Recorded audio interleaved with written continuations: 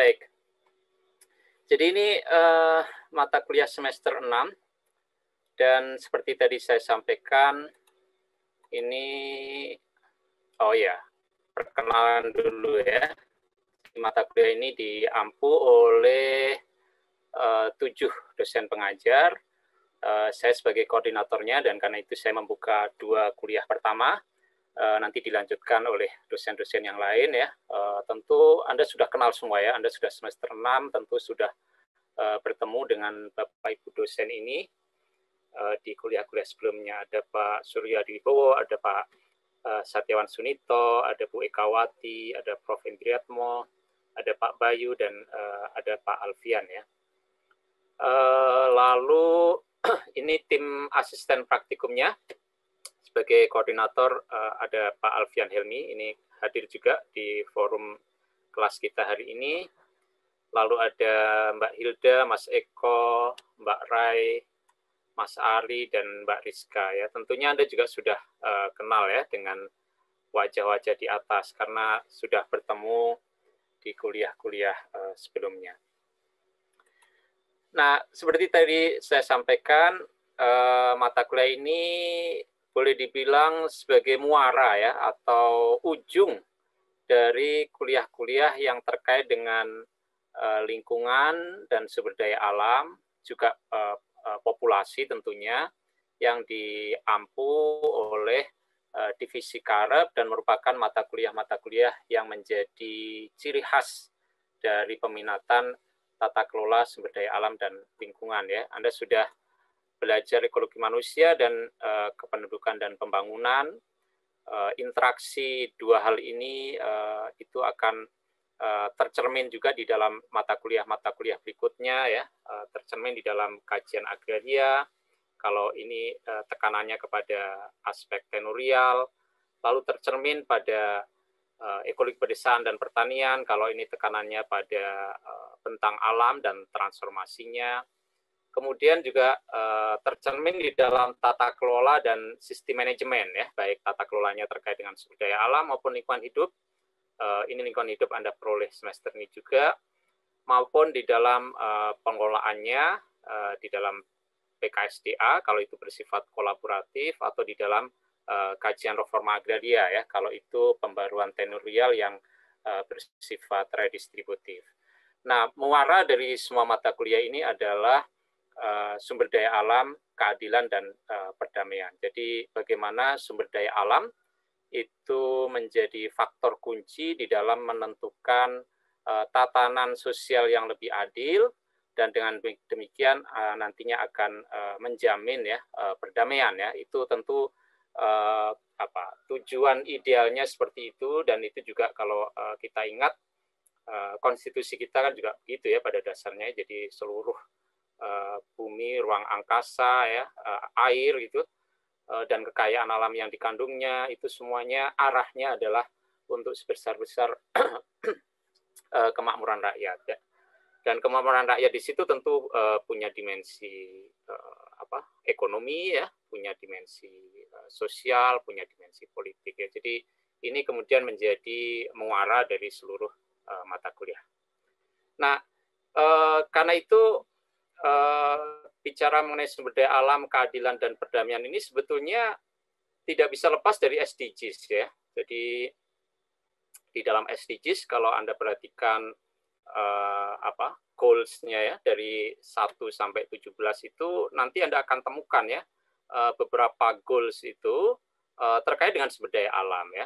Dan kemudian tentu ujungnya adalah nomor 16 ya, keadilan, perdamaian, dan institusi yang kuat ya. Jadi kalau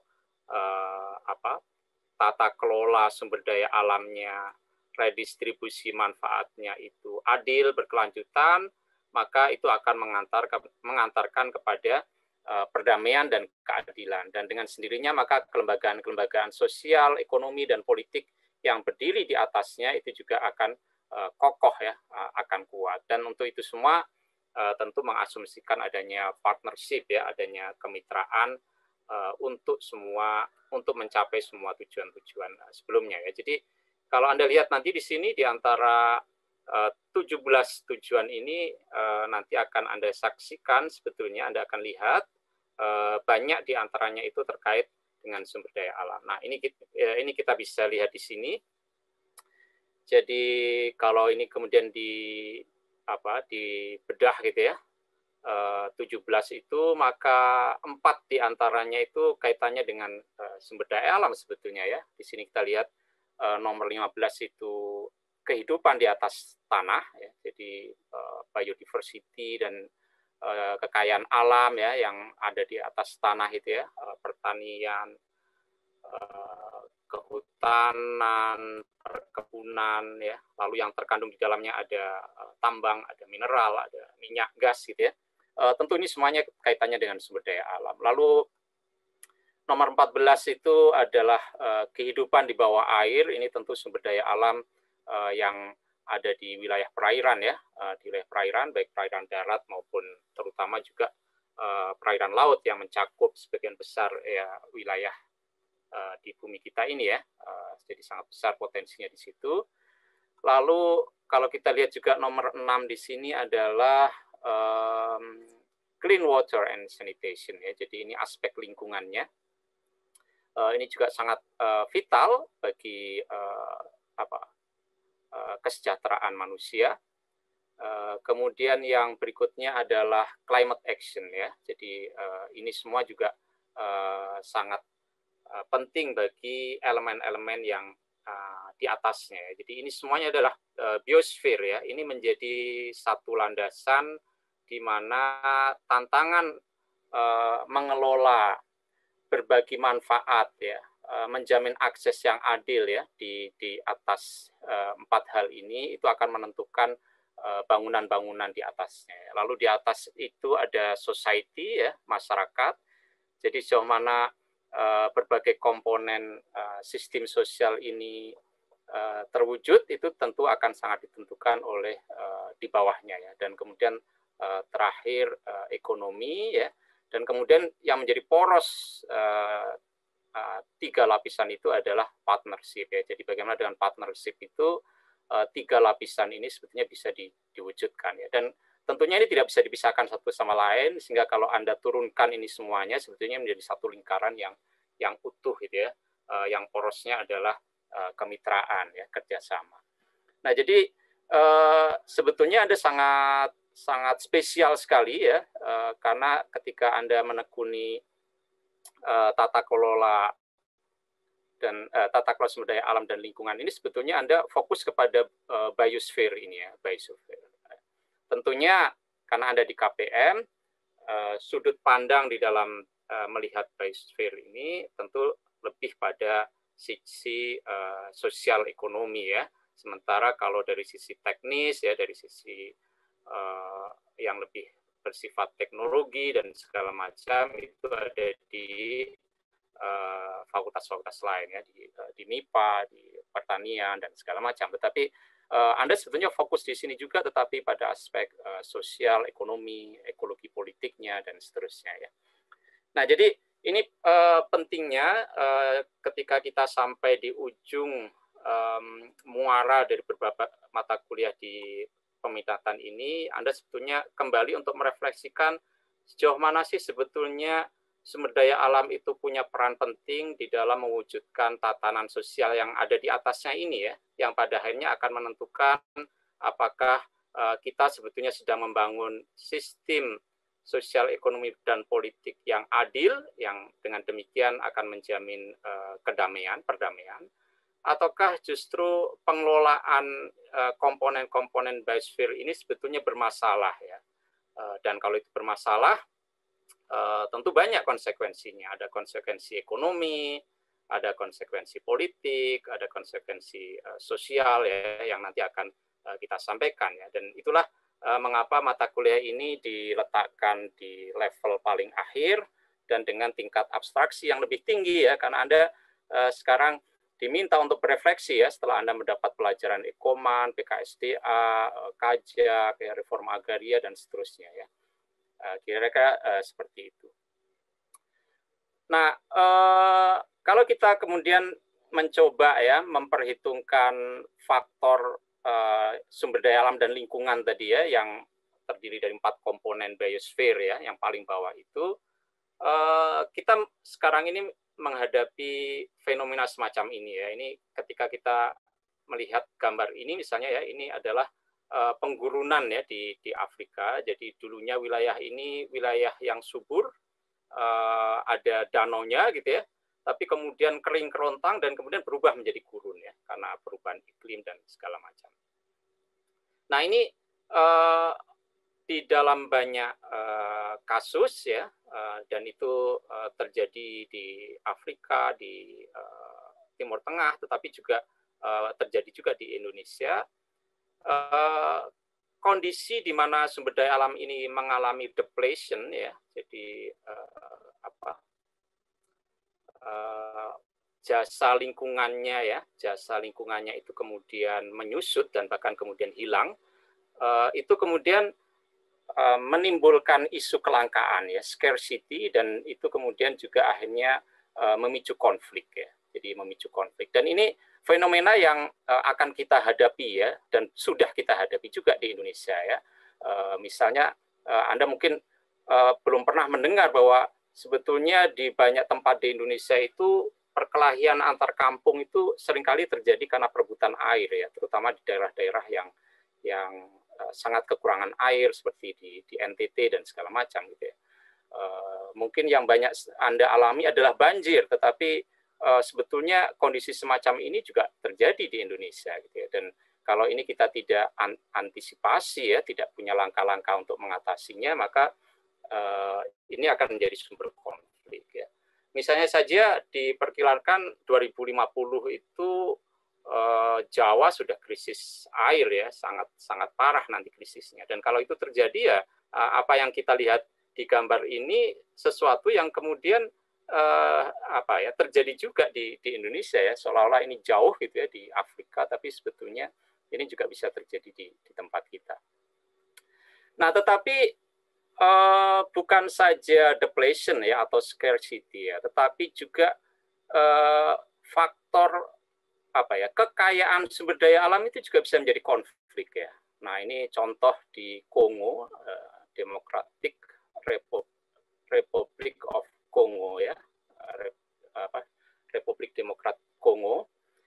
Ini pertambangan emas tradisional ya, dan sangat kaya cadangan emas di sana. Dan karena emas ini mudah sekali dieksploitasi, bahkan dengan teknologi yang sangat sederhana. Anda lihat di sini cukup dengan alat yang sangat sederhana ya untuk mengambilnya. Tetapi dengan kondisi semacam itu, kondisi di mana kekayaan alam sangat melimpah ya, cadangan emasnya banyak, dan bisa diambil dengan sangat mudah ya. Istilahnya nanti Anda akan belajar ini sebagai lootable resources, jadi resource yang mudah diambil. Nah, ini menjadi sumber konflik ya, karena semua orang berebut ya. Dan kemudian karena keuntungan yang diperoleh dari tambang emas ini sangat melimpah, maka orang yang berebut tambang ini bisa mempersenjatai diri ya. Mereka punya kapling-kapling tambang, saling berebut, mereka bisa membeli senjata senjata modern ya, senapan mesin yang modern untuk mempersenjatai diri, merebut kompleks tambang pihak lain dan segala macam. Jadi di sini Anda bisa melihat bahwa faktor sumber daya alam itu juga bisa menjadi pemicu konflik ya. Jadi bukan hanya kelangkaannya seperti yang gambar di sebelumnya, tetapi sebaliknya juga kelimpahannya itu juga bisa menjadi sumber konflik. Ini sekedar foto-foto sebelum kita nanti menjelaskan kuliah kita ya. Nah ini contoh lain ya. Di Uzbekistan ya, di Uzbekistan ini kalau Anda lihat gambar ini ternyuh sekali ya. Jadi sebelumnya ini danau gitu ya, dan ini adalah ini kapal-kapal nelayan ya sebelumnya yang biasa digunakan untuk mencari ikan di danau ini. Tetapi sekarang Anda lihat di sini sama sekali sudah kering kerontang, dan ini sudah menjadi seperti monumen ya perahunya ini ya. Dan ini ternyata punya dimensi lintas negara ya di Uzbekistan ini, karena hulu sungai dari danau ini berasal dari negara lain ya, dari negara tetangganya ya. Jadi ini selain tadi menimbulkan kompetisi, scarcity, menimbulkan kompetisi di dalam mengakses itu, tetapi juga ini ternyata punya dimensi interstate ya, punya dimensi geopolitik juga ya. Jadi dimensi konfliknya juga ternyata cukup luas ya. Ini sekedar contoh yang lain. Nah, Anda lihat di sini Dhaka ya, Bangladesh, ini negara yang sering sekali banjir karena wilayahnya memang di muara gitu ya, dan banyak sekali posisinya banyak sekali terkena badai gitu ya, sehingga sering kali banjir. Tetapi seiring dengan perubahan iklim, maka kondisi banjir ini semakin lama semakin parah ya. Ini Anda lihat di sini ya. Jadi ini juga menimbulkan konflik ya, karena sebagian dari orang Bangladesh mungkin ya akan kemudian melakukan migrasi ke negara-negara tetangga, termasuk ke India dan sebagian ke Myanmar. Lalu di tempat yang baru terjadi gesekan juga karena di sana memperebutkan sumber daya alam di wilayah yang baru itu. Lalu ada perbedaan kewarganegaraan, perbedaan etnis, perbedaan agama gitu ya. Jadi Anda melihat di sini bagaimana faktor sumber daya alam itu, perubahan sumber daya alam itu, environmental changes karena adanya perubahan iklim itu memicu migrasi ya, dan kemudian migrasi itu memicu konflik ya. Jadi nanti Anda juga akan belajar mengenai hal ini. Jadi bagaimana kaitan berantai ya antara faktor lingkungan dengan faktor kependudukan, demografi, dan kemudian itu juga akhirnya menimbulkan konflik. Nah ini saya tidak tahu Anda sudah lahir atau belum nih, tahun 91. Ini perang Teluk yang pertama ketika Irak menyerbu Kuwait ya untuk memperebutkan cadangan minyak yang ada di sana. Mereka berdalih bahwa sebetulnya Kuwait itu dulunya bagian dari wilayah Irak, tetapi setelah era pasca kolonial kemudian Inggris membagi-bagi negara itu dengan batas wilayah negara yang seringkali menjadi bom waktu ya. Jadi Inggris selalu menimbulkan bom waktu di banyak tempat ya di bekas jajahannya ya, antara Irak dengan Kuwait ya, kemudian banyak lagi ya, India dengan Pakistan ya, di Kashmir itu dan segala macam. Nah ini juga begitu ya. Jadi faktor kekayaan sumber daya alam itu juga kemudian memicu konflik regional ya. Dan kemudian ketika tentara Irak diserbu oleh Amerika ya untuk memulihkan kedaulatan Kuwait, lalu Irak membakar ladang-ladang minyak ya, ini sebagai strategi perang ya. Jadi di sini Anda melihat bagaimana sumber daya alam menjadi faktor pemicu konflik ya. Jadi konflik itu sendiri dipicu oleh minyak, tetapi kemudian ketika konflik itu sendiri sudah berlangsung, sumber daya alam itu sendiri bisa menjadi senjata perang ya. Jadi untuk menghalau musuh, ya, untuk strategi bumi hangus dan segala macam, ini yang terjadi. Mungkin Anda juga ingat misalnya perang Vietnam ya, di mana tentara Amerika untuk mengalahkan ya gerilyawan Viet Cong ya yang melakukan gerilya di hutan-hutan itu, lalu mereka menyemprot ya hutan-hutan itu dengan bahan kimia saya lupa namanya itu ya, yang itu konsekuensi ekologisnya itu masih bisa dirasakan sampai sekarang ya. Jadi hutan-hutan yang dulunya disemprot oleh bahan kimia itu rusak parah ya, dan kemudian sampai sekarang juga tidak bisa pulih seperti kondisi sebelumnya. Jadi di sini Anda melihat bagaimana lingkungan itu sendiri terdampak oleh perang. Lingkungan juga bisa menjadi bagian dari strategi perang ya. Jadi di sini kita menyaksikan pada satu sisi lingkungan punya peran penting di dalam menjamin kehidupan sosial dan ekonomi manusia, ya, umat manusia seperti Anda lihat di SDGs itu, tetapi pada kenyataannya seperti inilah yang kita lihat. Nah, kalau contoh-contoh tadi banyak dari negara lain, Anda juga tidak boleh lupa bahwa hal yang sama juga sebetulnya sudah terjadi di Indonesia, ya. Misalnya Anda lihat di sini, ini mungkin sebagian Anda juga sudah menyaksikan film-filmnya bagaimana Banda Aceh, ya, dan wilayah-wilayah lain di Provinsi Aceh terkena tsunami pada tahun 2004, ya, dan kemudian dampaknya sangat parah, ya. Tetapi pada saat yang sama skala bencana itu sendiri menjadi katalisator untuk perdamaian, ya. Jadi kalau Anda ingat bahwa Aceh bukan saja terkenal karena tsunami-nya, tetapi juga jauh sebelum itu sudah menjadi daerah konflik, ya, yang menahun, ya, dari satu dekade ke dekade berikutnya, ya. Mulai dari konflik DITI di era 50-an, lalu konflik GAM, ya, mulai tahun 75, 76, sampai baru selesai tahun 2005, ya.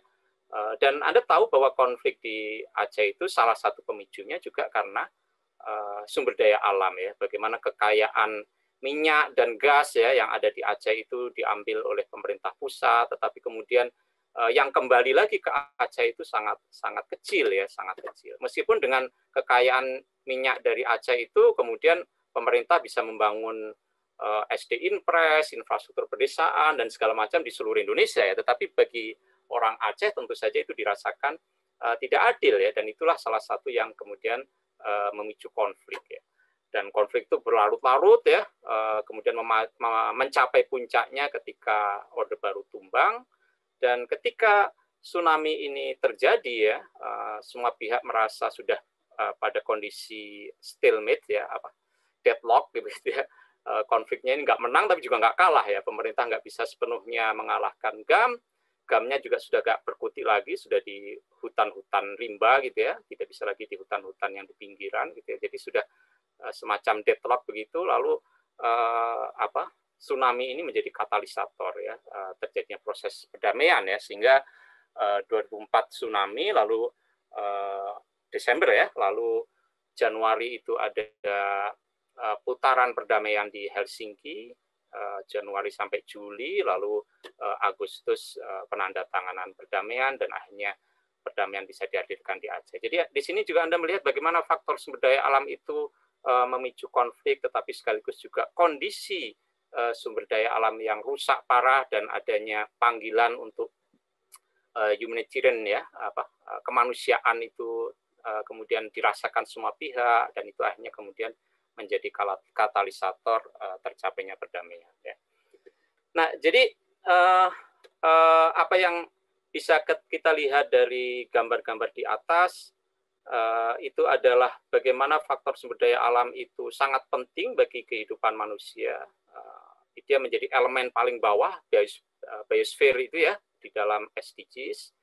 Tetapi ternyata dia bisa memicu konflik, gitu, ya. Namun pada saat yang sama juga dia bisa menjadi katalisator perdamaian. Nah, bagaimana kemudian pertanyaannya adalah memahami kondisi-kondisi macam apa yang membuat sumber daya alam itu menjadi pemicu konflik, ya. Dengan memahami itu tentu kita kemudian bisa mengantisipasi supaya itu tidak terjadi, dan kemudian dari situ juga bagaimana sumber daya alam itu menjamin perdamaian, ya. Nah, ini kemudian sekilas, ya, dari refleksi foto-foto yang ada sebelumnya itu, kemudian kita bisa melihat di sini bagaimana kaitan yang sangat erat antara lingkungan dengan keamanan manusia, ya. Jadi ini nanti akan kita bahas di kuliah minggu berikutnya, tetapi sekilas saya ingin menyampaikan bahwa human security itu kemudian dipahami punya banyak dimensi, ya. Jadi perdamaian, ya, atau dengan konsep lain di sini disebut sebagai human security, itu punya banyak komponen ya, ada keamanan dari sisi personal, jadi bagaimana kita sebagai individu, sebagai person itu bebas dari rasa takut, itu juga human security. Lalu juga ada dimensi community security, jadi security pada level komunitas. Kemudian ada health security. Nah, misalnya sekarang ini kita sedang mengalami pandemi ya. Nah, ini kan sebetulnya kita insecure ya dari sisi health ya. Lalu tentu saja ada economic security ya. Ketika ada pandemi seperti ini tentu security dari sisi ekonomi kita terancam ya. Orang tua kita mengalami kesulitan ekonomi, ada economic shock ya karena adanya pandemi itu. Lalu ada political security ya, jadi bagaimana secara politik itu juga harus ada security ya, karena itu harus ada demokrasi, harus ada proses akuntabilitas publik supaya tidak terjadi gejolak politik, tidak terjadi keresahan massa gitu ya, sehingga aspek security secara politik itu menjadi penting. Dan kemudian yang tidak kalah penting juga adalah food security.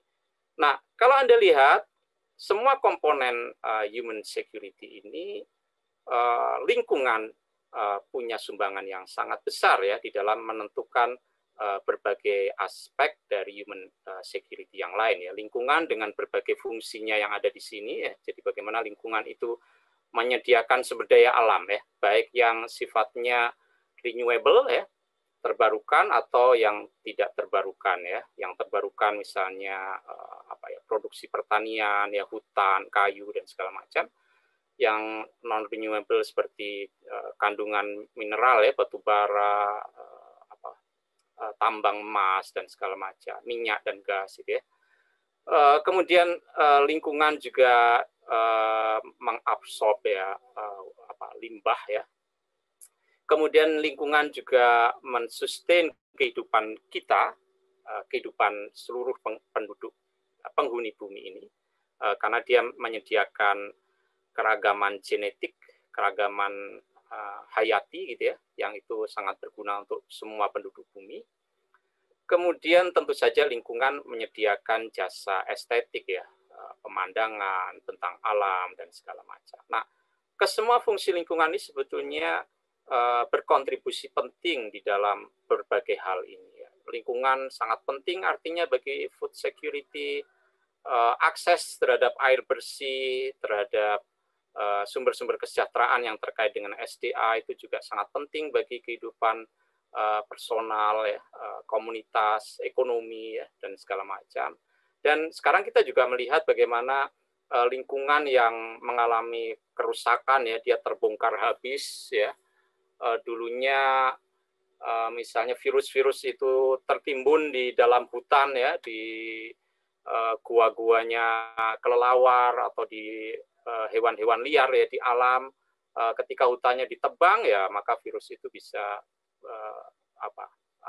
berbahaya, manusia bisa terpapar ya. Mungkin virus-virus itu tertimbun di lapisan es gitu ya, yang itu berasal dari sekian ribu tahun yang lalu, tetapi ketika esnya mencair mungkin virus itu terlepas dan bisa membahayakan manusia ya. Jadi kita lihat di sini bagaimana seluruh aspek human security ini saling berkaitan satu sama lain, tetapi pada saat yang sama di sini kita juga melihat bagaimana lingkungan itu punya peran yang sangat penting, dan kalau kita tidak beres ya di dalam menangani ini maka kita tidak secure ya dari sisi food, dari sisi politik, dari sisi ekonomi, dari sisi health, dari sisi community, dari sisi personal, atau dengan kata lain ada ketidakadilan di situ, ada problem di situ, dan artinya di situ terjadi konflik ya, perdamaian menjadi jauh dari harapan gitu ya. Nah, dengan pemahaman seperti itulah maka kuliah ini sebetulnya menjadikan sumber daya alam itu sebagai faktor penentu. Jadi di sini sumber daya alamnya menjadi independent variable ya, jadi variabel independen.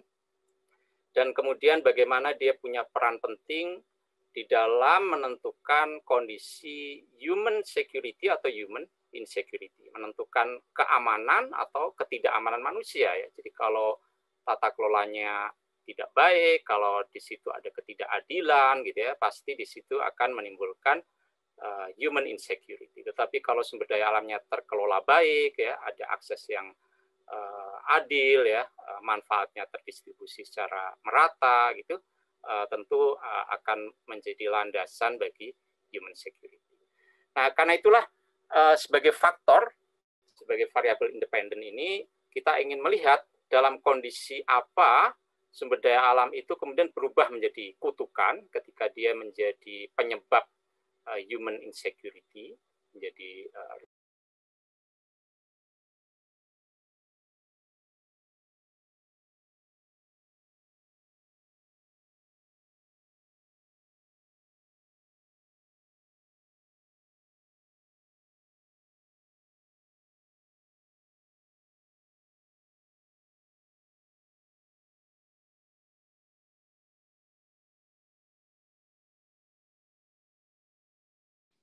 Halo, masih?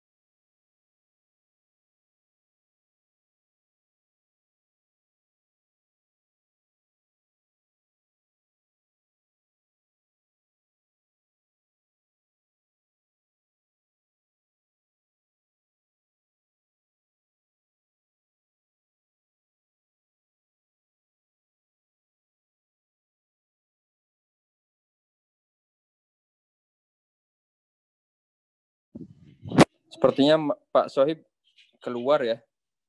Jadi kita tunggu dulu sebentar. Baik, Pak.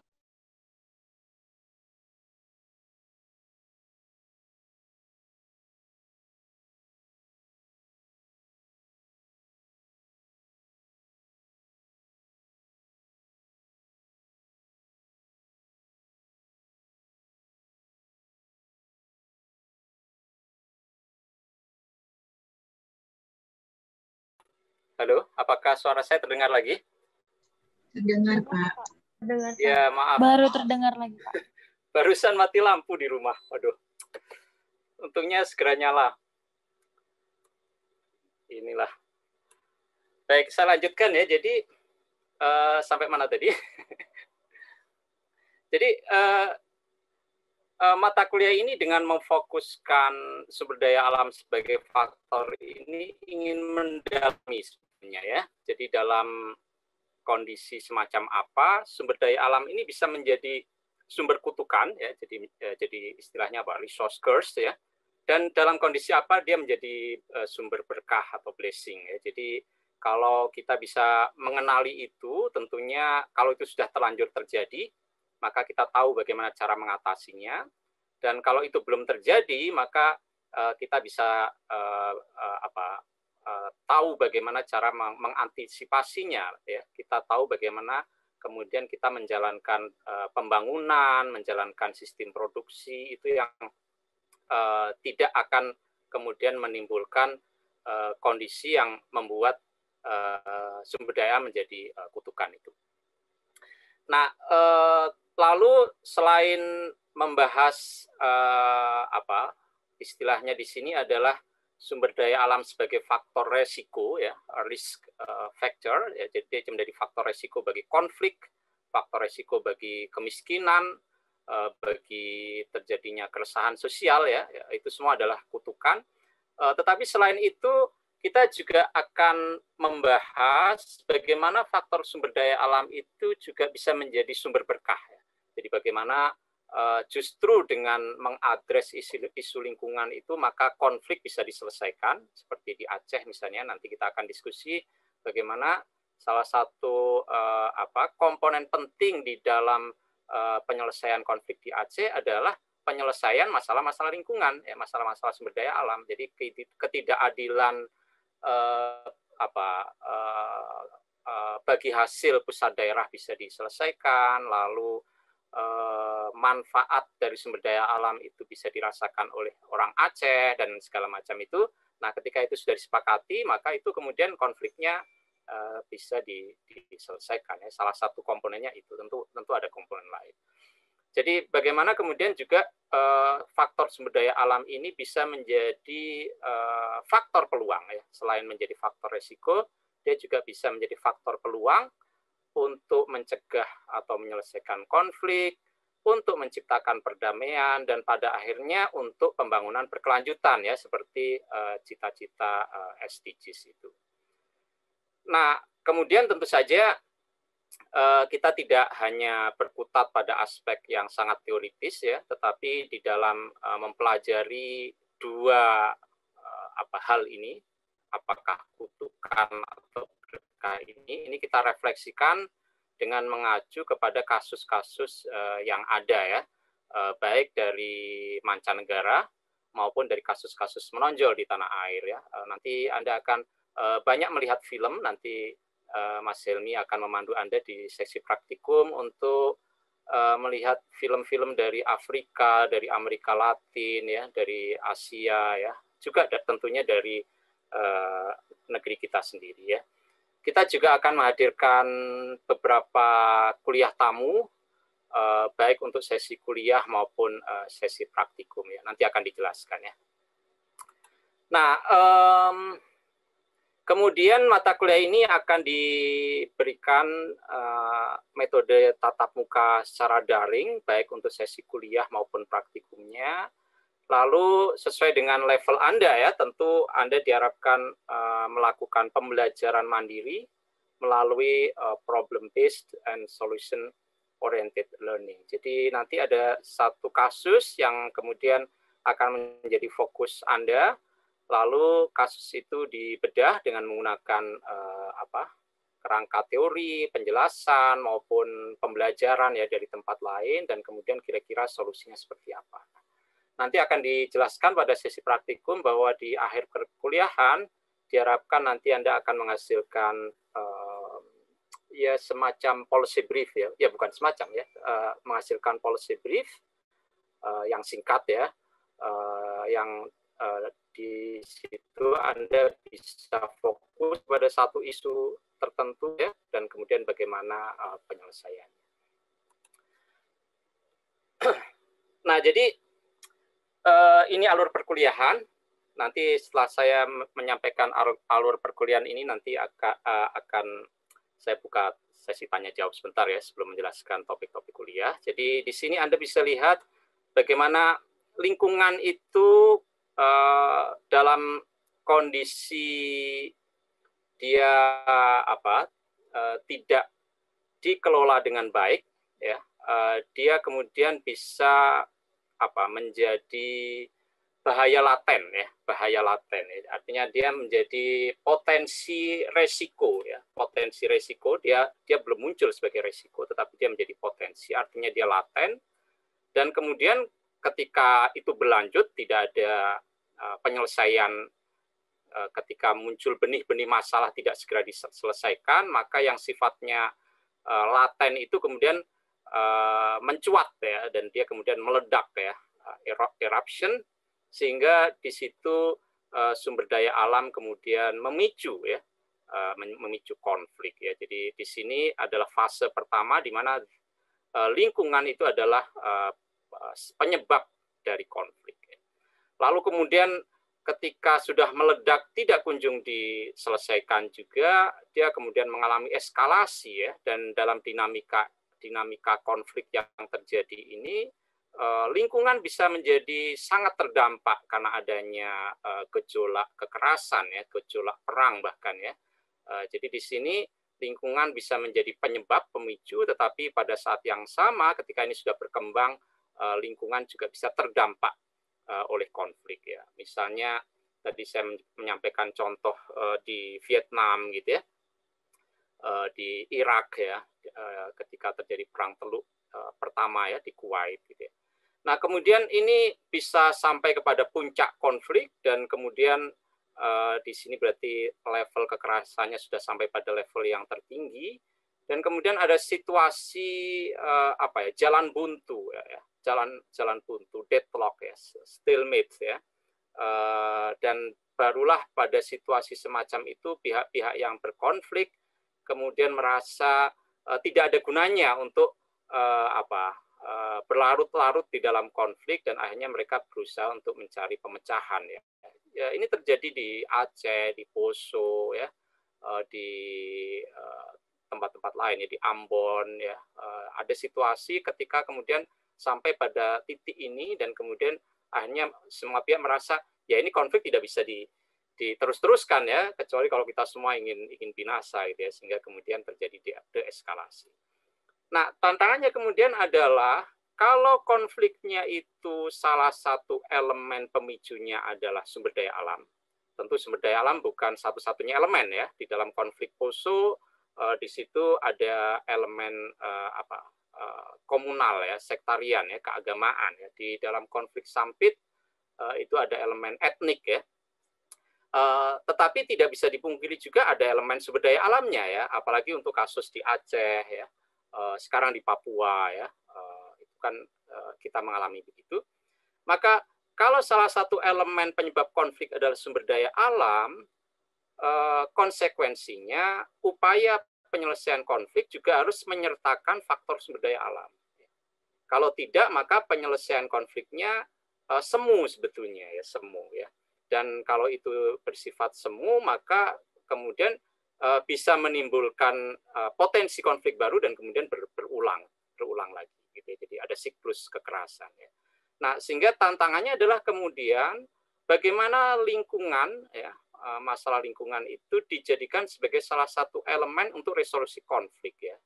Tentu pertama-tama dengan melakukan deeskalasi, dan kemudian dia menjadi bagian dari strategi peacemaking ya. Lingkungan menjadi bagian dari strategi perdamaian ya. Dan kemudian dengan begitu maka ada settlement ya, ada penyelesaian konflik. Tetapi kalau lingkungan ini dia menjadi salah satu pemicu konflik tetapi dia tidak menjadi bagian dari upaya penyelesaian konflik, maka bisa berulang ya. Jadi dia bisa berulang lagi karena kemudian timbul keresahan baru dan berulang begitu. Nah, jadi tantangannya bagaimana menjadikan lingkungan sebagai strategi perdamaian, dan pada akhirnya juga lingkungan menjadi bagian penting di dalam pembangunan pasca konflik ya, post conflict reconstruction ya. Jadi di sini ada peace consolidation, ada pembangunan pasca konflik, dan di situ lingkungan menjadi penting juga. Nah, jadi dengan alur semacam inilah maka kuliah kita itu juga akan disusun. Jadi pertama-tama tentu ada pengantar ya, ini ada 2 kali tatap muka sekarang dan minggu depan. Kemudian ada 2 blok mata kuliah berikutnya.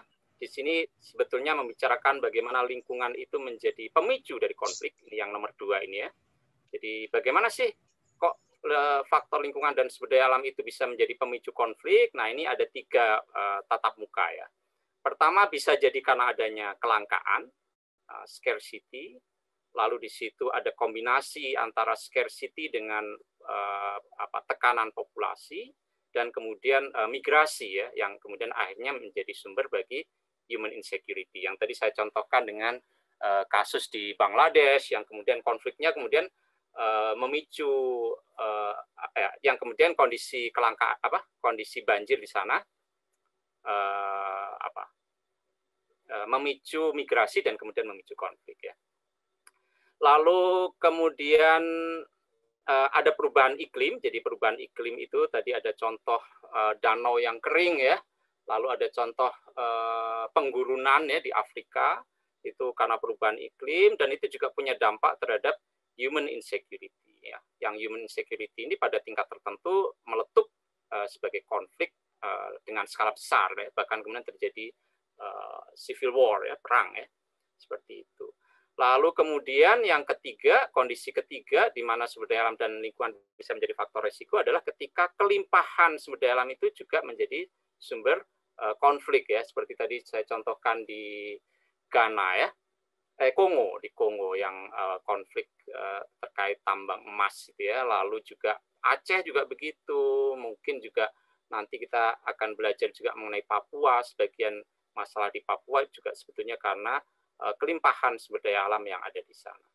Nah, kemudian seperti tadi saya sampaikan, ketika konflik sudah berlangsung, lingkungan itu sendiri juga terdampak oleh konflik, dan ketika lingkungan terdampak oleh konflik, maka dia juga menimbulkan dampak negatif pada human security ya. Jadi misalnya sampai sekarang dampak dari perang di Vietnam itu masih dirasakan ya terhadap kondisi lingkungan maupun kondisi kehidupan manusia yang ada di sana ya.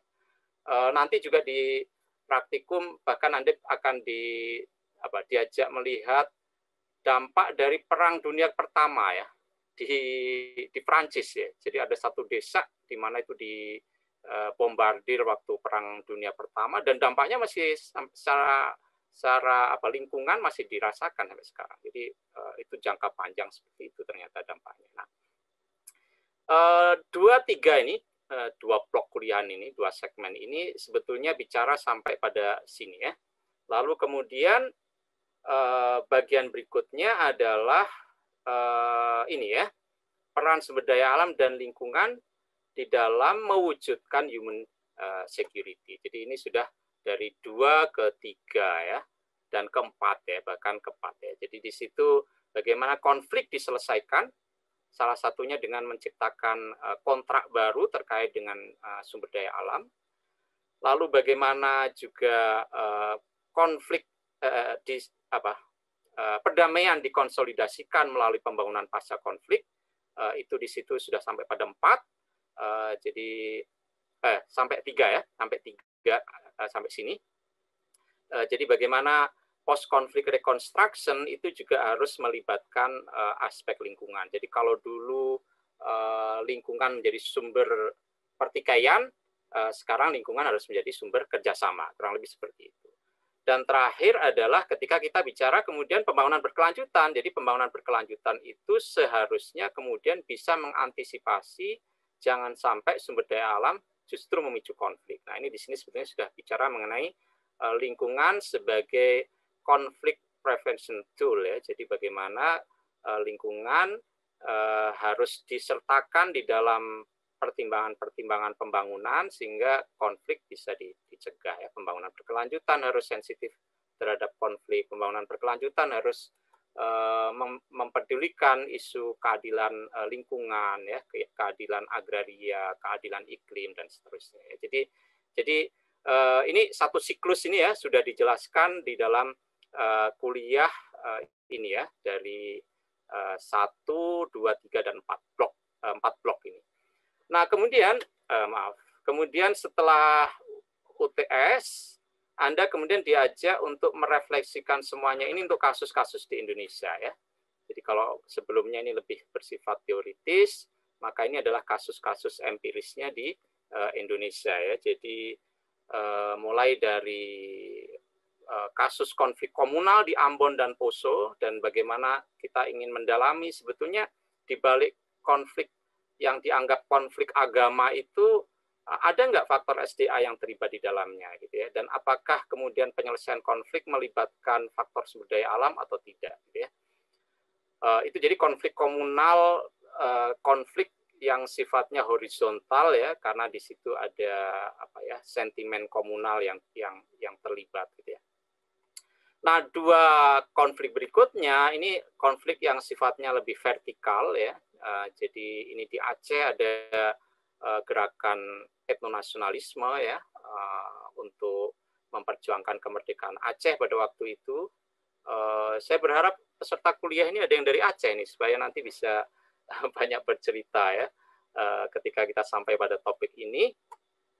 Lalu berikutnya kemudian kita juga belajar dari kasus konflik di Papua ya dan upaya penyelesaiannya ya.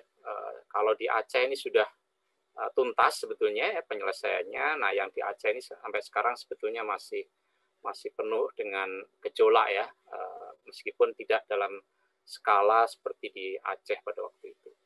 Nah, semuanya ini kemudian mengantarkan pada bagaimana kita menuju pembangunan berkelanjutan yang sensitif konflik dan menjamin human security ya. Jadi inilah tujuan semua perkuliahan dari PP 1 sampai PP 13 itu muaranya di PP 14 ini adalah bagaimana pembangunan berkelanjutan yang sensitif konflik ya dan menjamin human security. Ini boleh dibilang ini sebetulnya SDGs nomor 16 ya, nomor 16 justru di sinilah ini ya SDGs nomor 16 ada di sini gitu ya. Ya ini capaian pembelajaran. Setelah ini kalau ada yang mau bertanya ya. Jadi dengan alur kuliah tadi diharapkan ketika Anda mengikuti kuliah ini kemudian Anda bisa menjelaskan dan menganalisis hubungan antara faktor SDA dalam ragam karakteristiknya ya. Jadi SDA ini punya beragam karakteristik. Tadi saya sudah jelaskan ada kondisi scarcity, depletion, abundance ya, itu ya.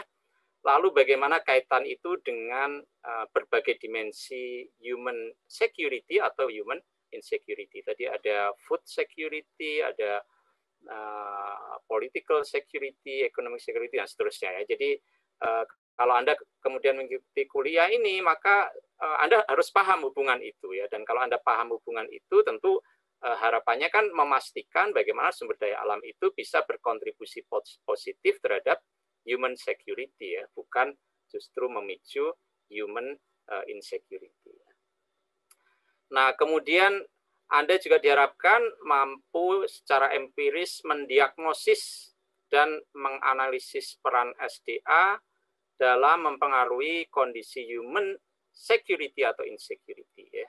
Jadi baik sumber daya alam itu peran sebagai risk factor ya, dia menjadi curse atau dia menjadi faktor peluang atau sumber berkah. Jadi Anda harus tahu itu ya supaya bisa memastikan sumber daya alam bisa mewujudkan human security. Nah, dengan dua pemahaman itu maka prinsip-prinsip pembangunan berkelanjutan yang sensitif konflik dan berkeadilan itu diharapkan bisa Anda internalisasi, ya, Anda pahami dan Anda internalisasi, sehingga dengan demikian ketika Anda berkiprah nanti di berbagai peran ya dan sesuai dengan peminatan Anda di tata kelola sumber daya alam dan lingkungan ini, Anda harus bisa memastikan bahwa penata kelolaan sumber daya alam dan lingkungan itu harus menjadi sumber human security ya. Nah, itu kemudian diterjemahkan di dalam entah kajian kalau Anda sebagai peneliti atau sebagai dosen gitu ya,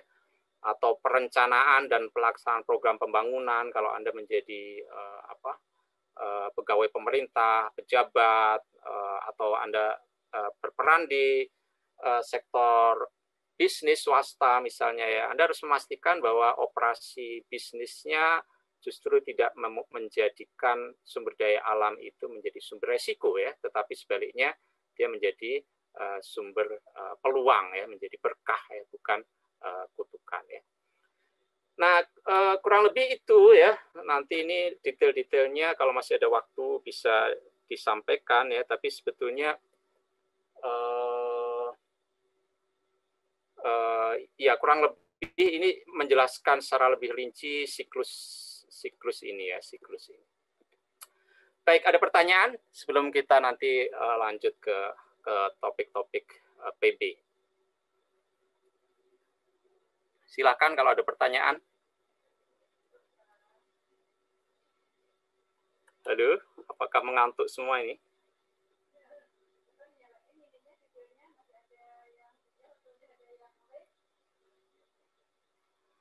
Ada pertanyaan bisa saja dicantumkan di chat ya, chat room kalau Anda. Selamat siang, Pak Sahibudin. Ya, silakan. Ya, terima kasih banyak Bapak atas pemaparannya.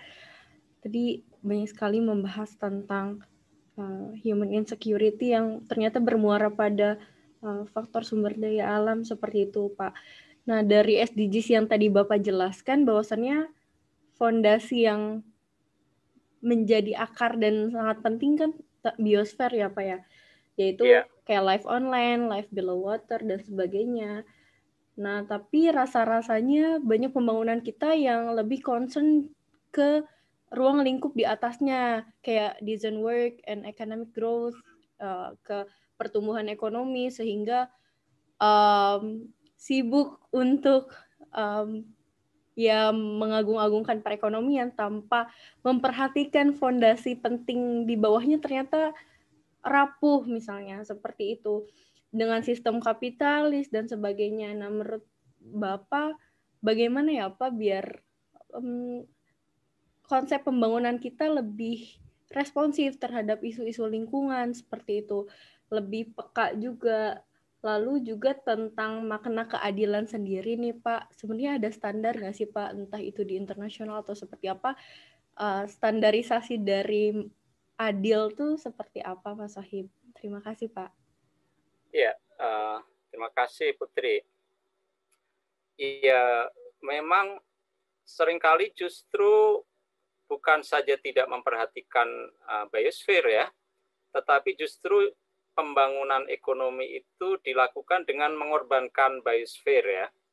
Nah, ini yang kemudian menjadikan banyak banyak konsekuensi yang melahirkan berbagai dimensi human insecurity tadi ya. Jadi justru kuliah kita ini dan juga sebetulnya kuliah-kuliah lain ya di peminatan tata kelola sumber daya alam dan lingkungan itu ingin menyadarkan ya bahwa seharusnya kita ini mau maju bagaimanapun, mau berkembang bagaimanapun, pada akhirnya kita ini adalah penduduk bumi ya.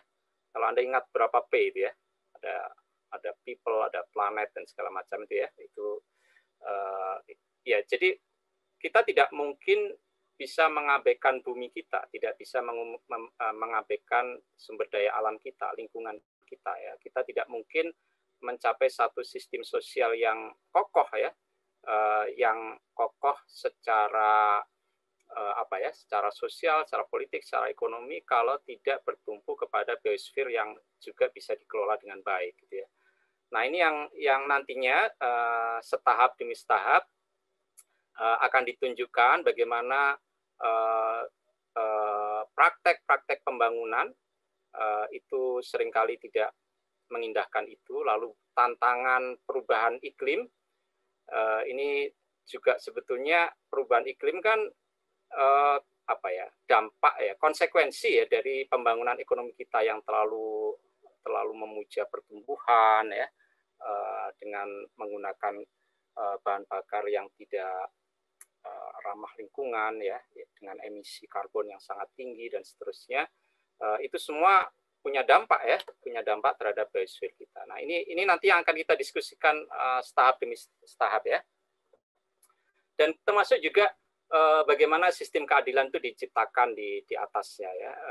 Ini secara teknis atau secara kebijakan yang lebih spesifik, ini akan dibicarakan di tata kelola lingkungan hidup dan sebelumnya juga dibicarakan di tata kelola sumber daya alam ya. Jadi dari sisi penata kelolaannya itu ada di sana ya, tetapi kemudian dari sisi prinsip-prinsip pembangunan berkelanjutannya nanti akan dibahas di beberapa kuliah terakhir di sini ya. Tetapi dari sisi kebijakan yang lebih teknisnya ada di sana. Misalnya bagaimana sih menjamin bahwa jasa lingkungan itu dari hulu dan hilir bisa dirasakan secara adil ya oleh masyarakat di hulu misalnya sampai dengan masyarakat di muara ya. Apakah payment of environmental services itu memadai instrumen itu? Apakah carbon trading itu bisa menjadi mekanisme untuk menjamin keadilan itu misalnya ya. Nah, kayak gitu itu ada di tata kelola sumber daya alam dan lingkungan ya, seperti itu ya. Mungkin kurang lebih seperti itu ya untuk sementara ya, karena sebagian nanti akan mulai dibahas di kuliah-kuliah yang lebih spesifik nanti. Baik, terima kasih banyak Pak Sohib. Ya, terima kasih. Ada yang lain yang mau bertanya?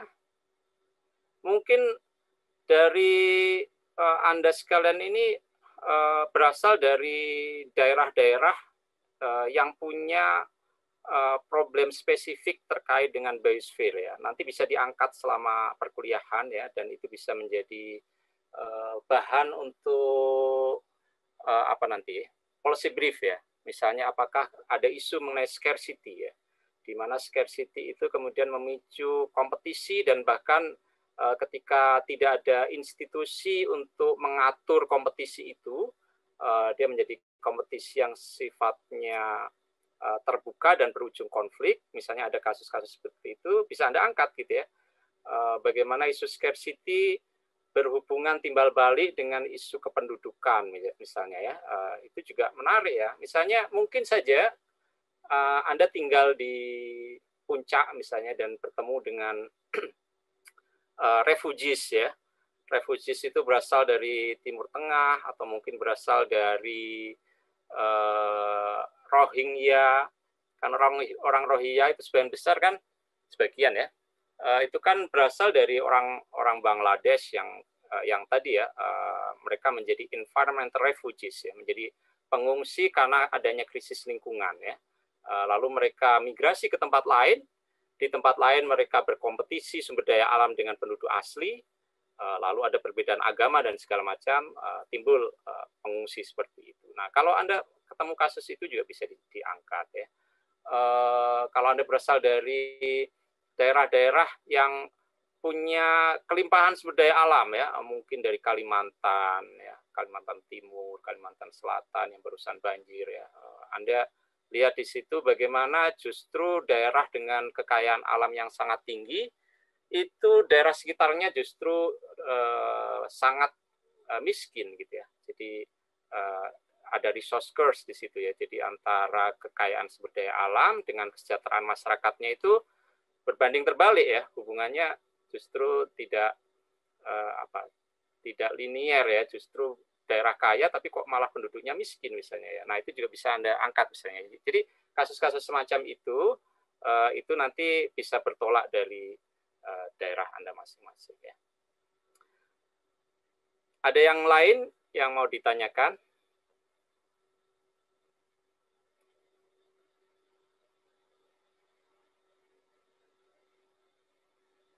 Nah, ini memang kuliah baru ya, jadi kita juga minta kerjasama dari para mahasiswa. Jadi kita sama-sama menjadi pelaku di dalam mengembangkan mata kuliah ini, karena input dari Anda semua pasti akan sangat bermanfaat untuk penyempurnaan kuliah ini untuk adik-adik angkatan Anda ya. Jadi ini kalau Anda bisa terlibat secara aktif nanti ya dalam sesi kuliah maupun praktikum ya, maupun dalam penyusunan policy brief gitu ya, itu nanti pasti akan menjadi amal jariah ya kalau dalam bahasa agama untuk generasi berikutnya nanti pastinya ya. Bahkan kalau policy briefnya nanti baik ya, bagus gitu ya, kita sudah sepakat di antara tim pengajar dan praktikum itu nanti kita upayakan untuk bisa dibukukan dan diterbitkan ya. Nanti kita lihat ya. Oke, ada yang lain?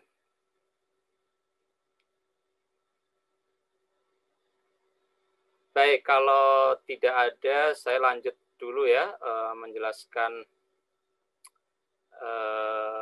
apa tadi, pokok bahasan dari minggu ke minggu.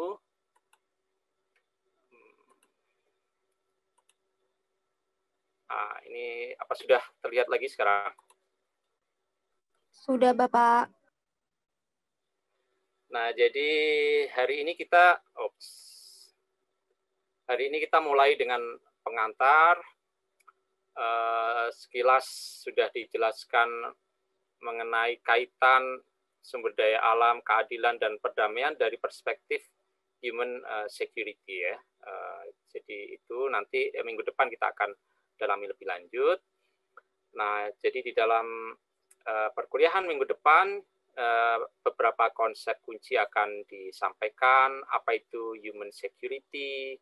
Apa beda human security dengan wacana dan kebijakan security sebelumnya ya. Jadi kalau sebelumnya kalau bicara security itu pasti tekanannya pada national security ya, jadi keamanan negara kita gitu ya, keamanan negara. Jadi fokusnya kepada negara. Dan kalau bicara keamanan negara maka seolah-olah ancamannya dari luar ya, dari negara luar ya, seperti itu. Tetapi sejak era 90-an terjadi pergeseran kepada human security. Nah, ini yang kemudian dijelaskan di kuliah kedua nanti. Lalu tadi sudah disinggung juga sebetulnya secara sekilas apa itu fungsi sumber daya alam dan lingkungan ya, dan apa kontribusinya pada perwujudan human security. Ini kita akan diskusikan lebih lanjut minggu depan. Apa sebetulnya sumber daya alam itu dari sisi karakteristiknya ya. Tentu karakteristik SDA di kuliah ini akan berbeda dengan diskusi mengenai karakteristik SDA kalau kita bicara mengenai tata kelola SDA maupun PKSDA ya. Di sana kan isu yang lebih banyak dibahas adalah soal common full resources, lalu teori mengenai property dan segala macam itu ya kalau di sana. Nah, tetapi kalau di sini karakteristiknya kita lihat dari sisi bagaimana kelangkaannya, bagaimana kemerosotannya karena terjadinya perubahan iklim, atau bagaimana dia kondisinya melimpah gitu ya, seperti itu, dan bagaimana kondisi-kondisi semacam ini berkontribusi pada human security atau sebaliknya human insecurity. Lalu minggu depan kita juga akan membahas bagaimana sih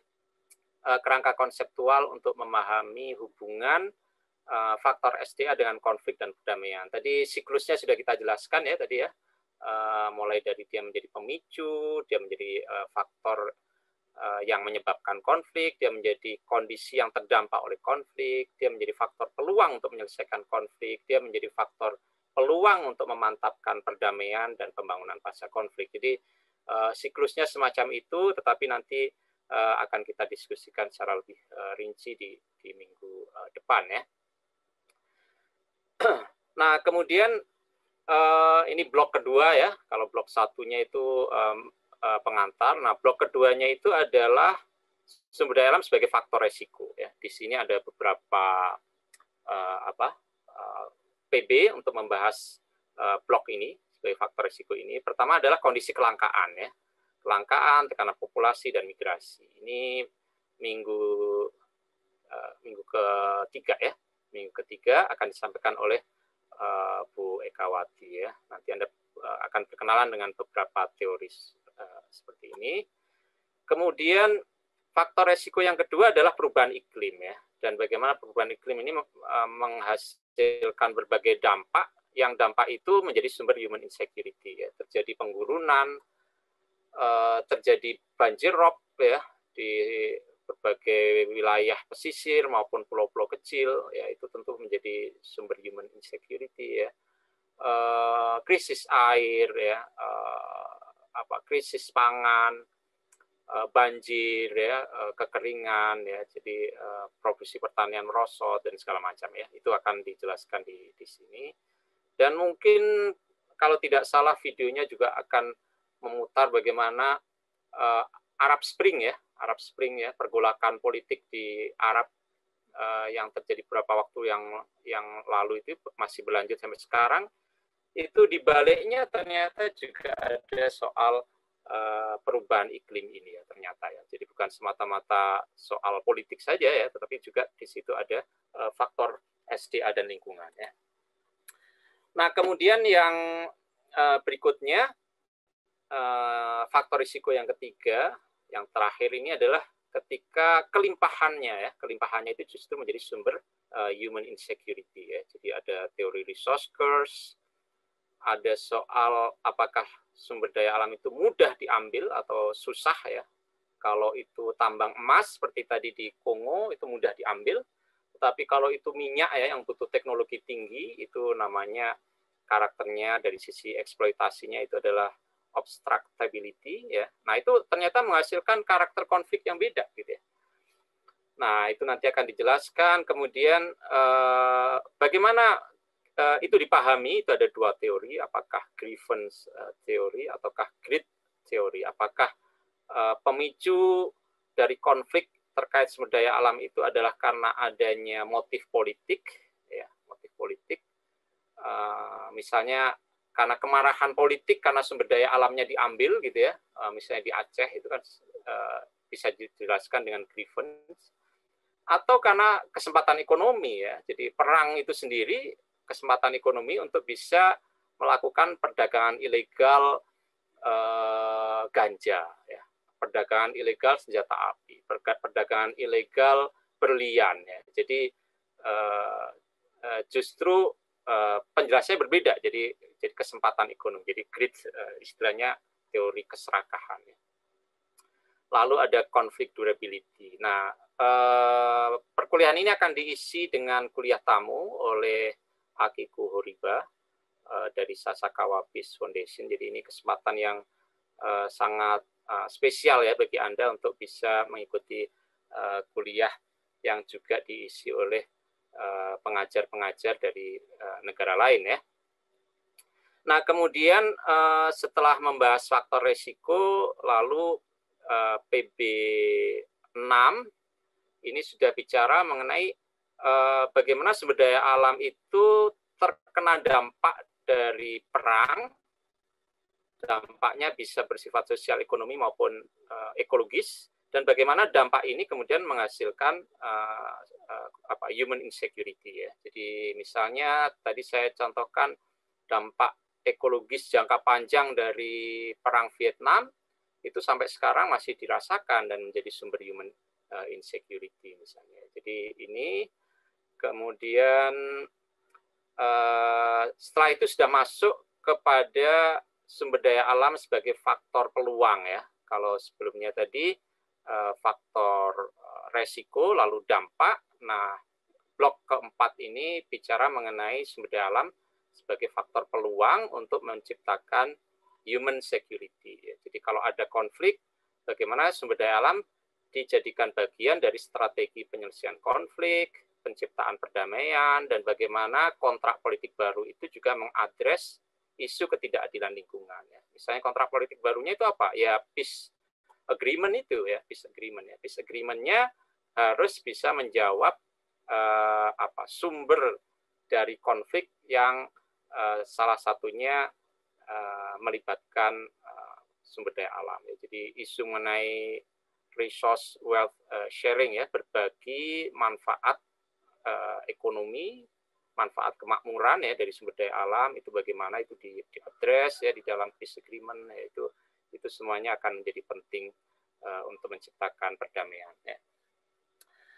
Nah, kemudian Anda akan UTS setelah itu, lalu minggu berikutnya ini sudah masuk ke konsolidasi perdamaian dan pembangunan pasca konflik. Kalau tadi penyelesaian konflik dan peace agreement, nah yang 4.2 ini di dalam peace consolidation dan post conflict development ya. Jadi bagaimana peace dividend-nya itu juga dapat mencakup sumber daya alam ya. Jadi misalnya di Aceh itu salah satu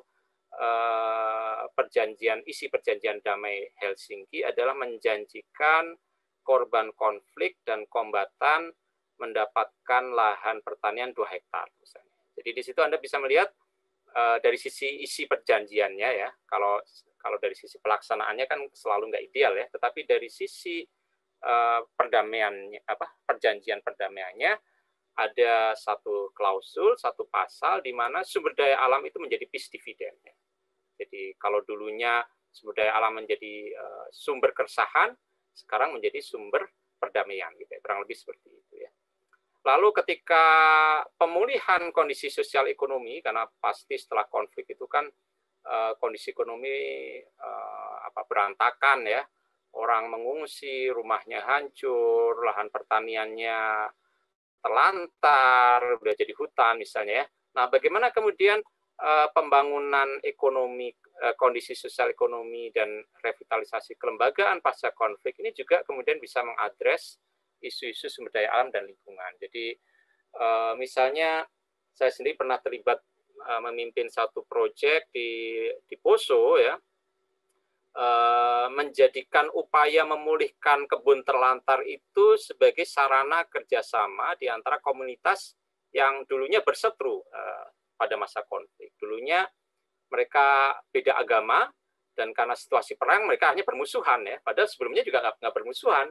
Tetapi kemudian ketika terjadi konflik dan konflik itu dimobilisasi berdasarkan perbedaan agama, maka desa-desa yang beda agama yang sebelumnya nggak pernah ada apa-apa jadi bermusuhan juga begitu ya. Nah, ketika kemudian perdamaian disepakati, lalu kemudian pemulihan sosial ekonomi itu juga kemudian menjadikan sumber daya alam itu sebagai platform untuk mewujudkan kerjasama dan integrasi ya, seperti itu. Jadi ini yang di sini, poin di sini. Nah, lalu kemudian ini yang sifatnya post conflict reconstruction. Lalu pada PB9 ini masih di dalam blok 4, bagaimana sumber daya alam menjadi faktor peluang. Itu orientasinya lebih ke depan ya. Jadi bagaimana kemudian pembangunan SDA dan lingkungan itu harus sensitif konflik ya. Jadi kalau kita menjalankan pembangunan, kalau kita menjalankan operasi perusahaan, kalau kita terlibat dalam program-program apapun gitu ya, yang di situ punya kaitan dengan sumber daya alam, maka pembangunan itu harus sensitif konflik. Jangan sampai kemudian justru program kita ya, operasi bisnis kita justru memicu konflik, misalnya begitu ya. Lalu juga tidak saja sensitif konflik ya, itu kan artinya sebetulnya lebih bersifat pasif ya, tetapi juga secara aktif menjamin human security ya. Nah, kalau itu bisa diwujudkan, maka sebetulnya kita mencapai apa yang disebut sebagai tata kelola SDA dan lingkungan yang lebih adil dan berkelanjutan ya. Nah, ini kemudian mengantarkan kepada blok kelima. Nah, blok kelima ini sudah masuk ke kasus-kasus Indonesia. Nah, ini akan diawali dengan pemetaan dulu ya, bagaimana sih sebetulnya faktor SDA itu dalam berbagai konflik berskala besar di tanah air ya. Jadi bagaimana sih tipologi konfliknya. Lalu apa yang disebut sebagai konflik berskala besar ya. Jadi fokus mata kuliah ini sebetulnya lebih ke konflik berskala besar. Meskipun sebetulnya teorinya bisa Anda gunakan untuk konflik yang berskala kecil ya. Tetapi untuk konflik berskala kecil ini kurang lebih nanti lebih banyak dibahas di kajian agraria dan di PKSD. Artinya Anda sudah mendapatkan itu ya, Anda sudah mendapatkan kasus-kasus konflik agraria ya, konflik kehutanan, konflik ini itu konflik-konflik yang sifatnya skala kecil ya. Nah, tetapi yang kita lihat di sini ini adalah konflik berskala besar, dalam arti konflik itu kemudian melibatkan kekerasan secara terbuka dan berkonsekuensi pada jatuhnya korban yang cukup besar. Seperti di Poso, ya, di Ambon, di Sampit, di Sambas, di mana lagi? Di Aceh pasti ya, di Papua, dan mungkin masih ada lagi ya nanti ya. Jadi ini fokus kita ke situ gitu ya. Ini jadi yang 5.1 ini, PB10 ini akan lebih kepada pengantar dulu, memahami bagaimana tipologi konflik, apa itu konflik skala besar, bagaimana karakteristiknya, sebarannya, lalu bagaimana sih faktor SDA turut bermain di situ ya, baik dalam konflik komunal maupun etnonasionalis ya. Nah, setelah diantarkan pada kuliah PB10 ini, baru masuk ke kasus-kasus spesifik ya. Jadi di 5.2 ini, PB11, yang dibicarakan adalah konflik komunal. Jadi salah satu konflik berskala besar itu adalah konflik komunal. Artinya konflik yang melibatkan mobilisasi identitas primordial. Baik identitas primordial itu etnis ya, agama gitu ya, atau kombinasi dua hal itu gitu ya, atau lebih abstrak lagi pendatang penduduk asli ya, pendatang penduduk asli. Ya. Misalnya transmigran ya, jadi sentimen terhadap transmigran misalnya ya, itu seperti itu misalnya. Nah itu disebut sebagai konflik komunal. Lalu kita untuk tahun ini kita ambil kasus Ambon dan Poso, tetapi mungkin juga tergantung nanti dosennya mungkin juga akan diangkat juga konflik komunal di daerah lain ya, mungkin di Sambas, Sampit gitu ya. Nah, selanjutnya di PB 12 itu bicara mengenai konflik vertikal, dan dalam hal ini adalah gerakan etnonasionalis di Aceh. Nanti akan ditunjukkan bagaimana kasus konflik di Aceh itu juga merupakan resource war ya. Dia bukan semata-mata konflik konflik atas nama identitas keacehan, etnonasionalisme ya. Etnonasionalisme itu kan nasionalisme berbasis etnik ya. Kalau Indonesia ini kan nasionalisme multi etnik ya, tetapi Aceh itu nasionalisme yang dibangun berdasarkan identitas etnis tertentu, yaitu etnis Aceh. Nah, tetapi di balik etnonasionalisme itu sebetulnya Aceh juga merupakan kasus di dalam literatur itu disebut sebagai resource war ya, perang sumber daya alam ya. Nanti di situ banyak sekali debat teoritisnya. Ada yang menjelaskan dengan teori greed ya, ada juga yang menjelaskan dengan Griffin teori, ada juga yang kombinasi dua-duanya ya, macam-macam gitu ya.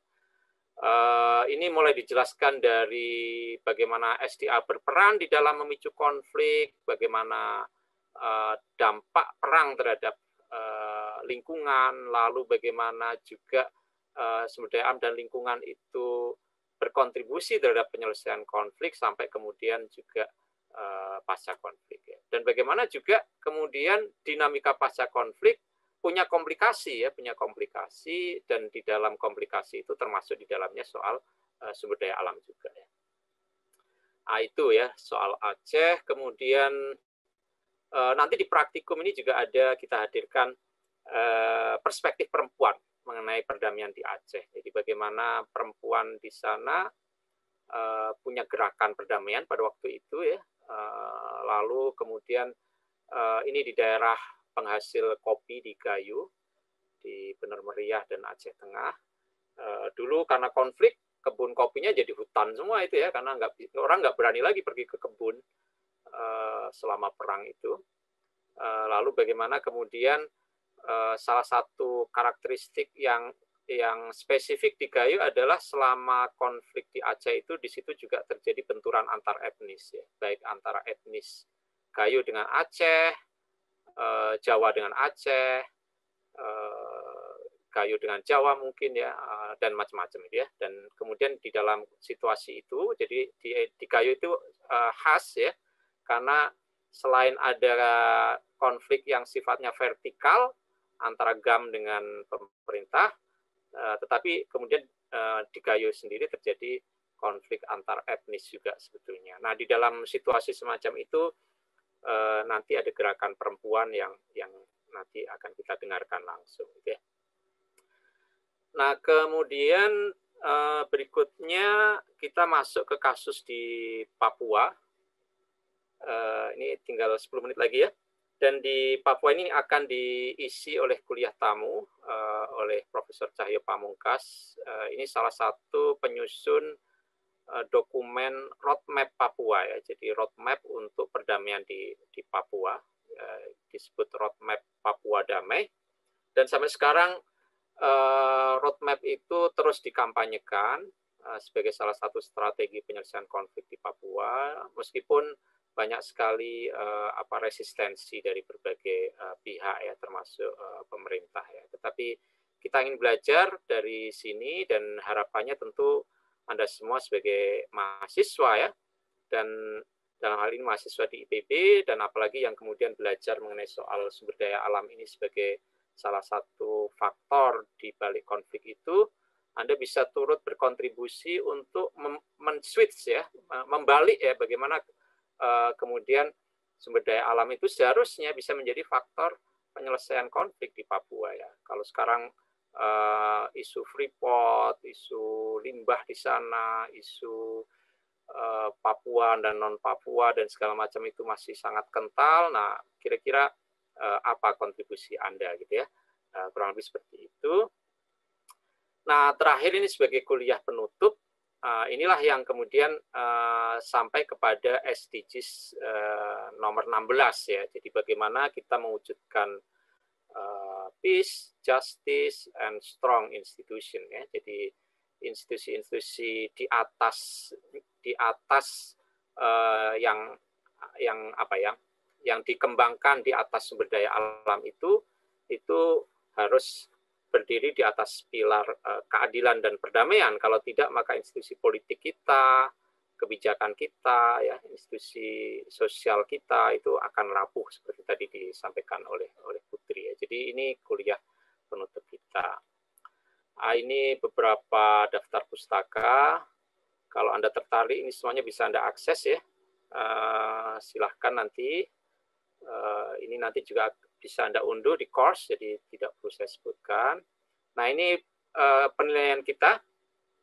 Jadi untuk sesi UTS itu 30%, UAS juga 30%, kemudian praktikum 20%, dan tugas akhir yaitu policy brief juga 20%. Jadi ini cukup besar ya presentasinya. Jadi mohon Anda cukup serius nanti di dalam menyelesaikan tugas akhir ya, sehingga ini nantinya akan menjadi nilai akhir Anda.